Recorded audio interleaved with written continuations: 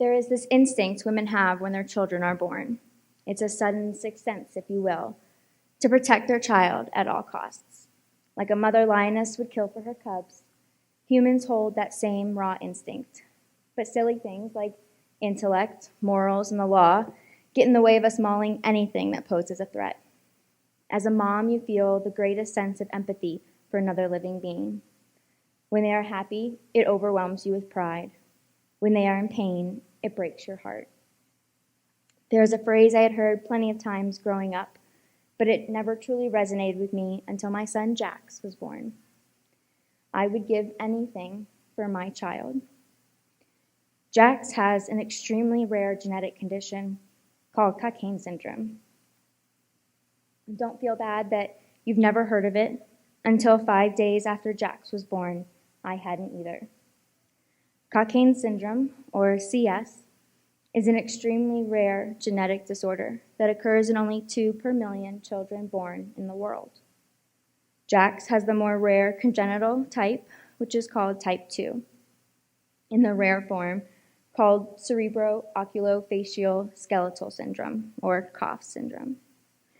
Symptoms include vision and hearing loss, small size, growth and development delays, and sensitivity to sunlight.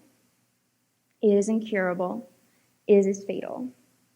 With a life expectancy as short as 10 months to the average of 3 years, Jax's cells will not repair themselves properly, if at all, which leads to growth failure and premature aging. What is even more amazing is that my husband and I, who were tested after Jax was diagnosed, found we are both carriers of the exact same mutation.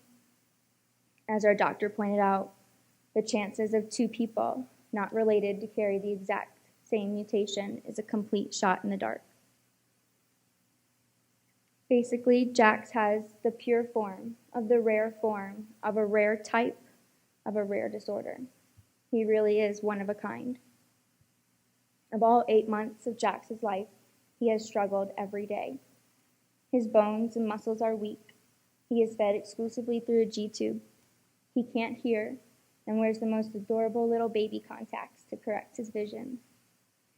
He has already had 3 surgeries, including one to remove the cataracts he was born with, and is a frequent flyer in hospital admissions. His most current hospital visit had him battling the H1N1 strain of influenza, rhinovirus, and coronavirus. Did I mention he's one of a kind? No one could have ever prepared me for the impact Jax has on my life.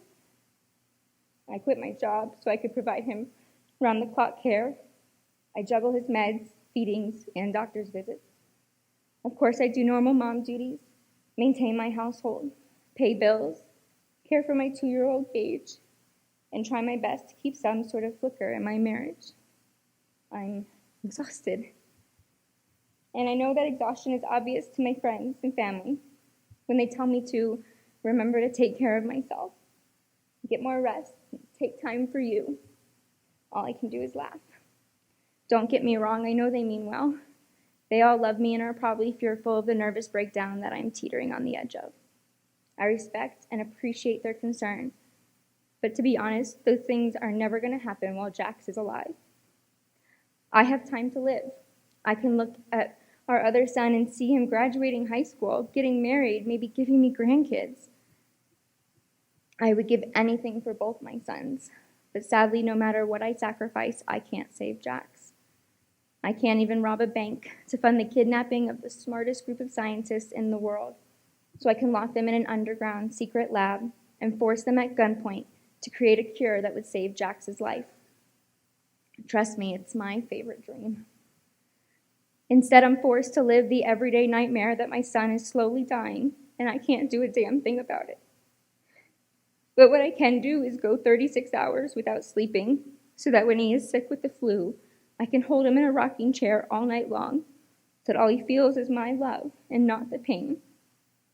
I can skip lunch while I patiently wait to speak to one of his 8 doctors after his treatment plan.